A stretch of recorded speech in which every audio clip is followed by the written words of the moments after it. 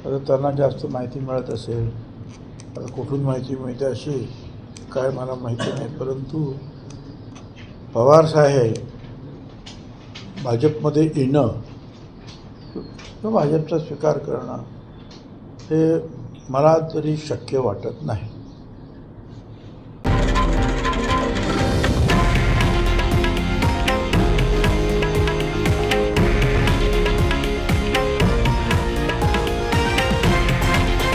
हे आहे देशातील नंबर 1 न्यूज नेटवर्क आणि आपण पाहत आहात TV9 मराठी, एकमेव.